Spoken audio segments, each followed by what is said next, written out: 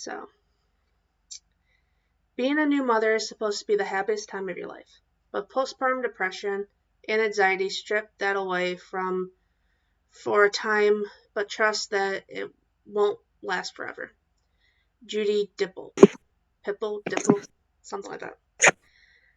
So, postpartum depression is a medical condition that majority of mothers go through after giving birth to a child.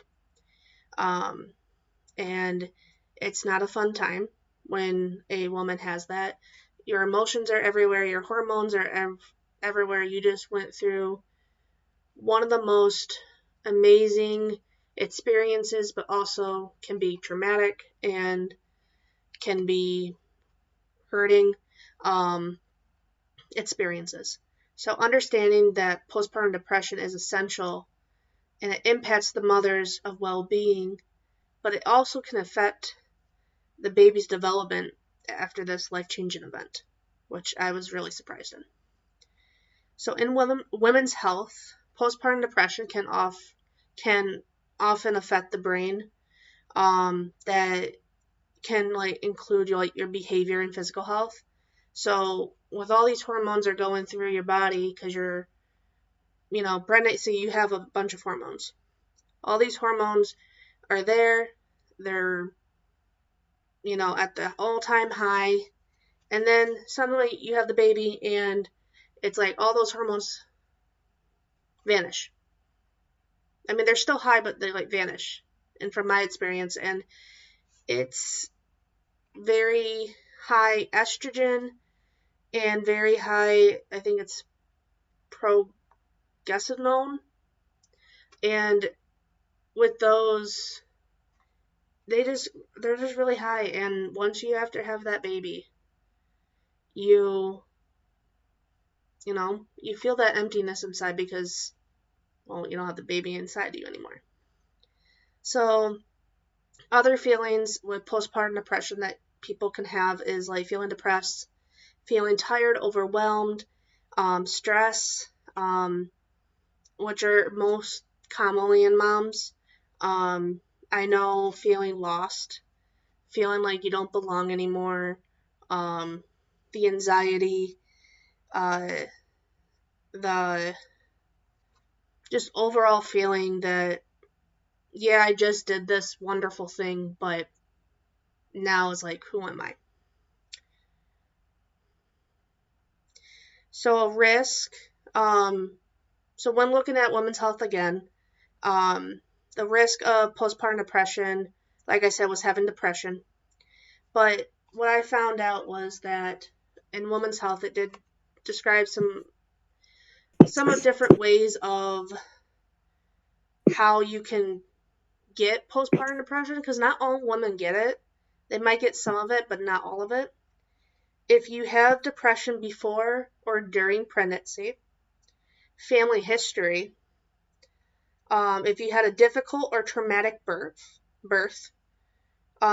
anything with relationships, so say if the baby's dad is being, some relationships are abusive, some are not, some are not there for you, especially if you do adoption, that can be really hard for you, for a woman that just gave birth to that baby and then has to hand it off to whoever they have to hand it off to.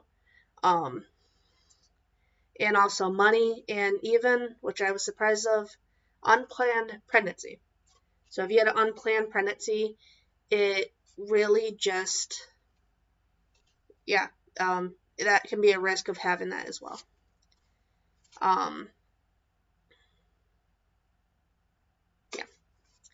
So with postpartum depression, there can be effects on the baby because your hormones and everything are still trying to get back to normal. And since they're still at a high, your feelings and emotional things can actually go towards the baby. So with prenatal, when they were very, very little, poor nutrition, higher preterm birth or low birth weight, and preeclampsia. and once they get into the infant, like the anger, any type of behavioral issue. Toddler is like passive compliance, lower incineration. School age, you can have like, you can start getting into like anxiety disorders, conduct orders, and lower IQs. And then when they reach probably, I want to say like middle school, high school, and up, learning disorders, panic phobias, and some can get into substance abuse. And this is all from the National Library of Medicine.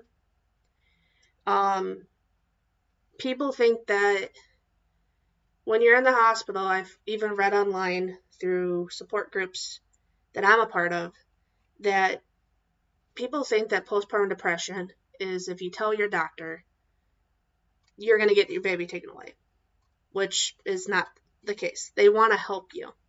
So in ways that people can get help by doing therapy, support groups, whether it's online, in person, if you have friends that are moms, that way as well, self-care, social support, and medication. I know for me, being a new mom and everything, the therapy, the support groups, friends, and medication does all come into play. So we have that. So in conclusion, it will be better and it will get worse. As long as you have a beating heart in your chest, the sun will come up tomorrow and you will get to try again. Jamie Lynn Hitching. So overall, postpartum depression should be talked more about. People are afraid to admit that they have it when it's essential to help you or a woman and your baby, and essentially too, your partner can have it. I know I didn't mention that earlier, but your partner can actually have postpartum depression as well, since they're also into this new life, along with you, if they're very active in your baby's life. And it's just essential in that if there's any mom out there that thinks that, oh, they're going to take my baby away, no, they're not. They're there to help you. The only way that people will probably get their baby taken away is if they don't feed them and other worse things, versus more, that's wanting to help you.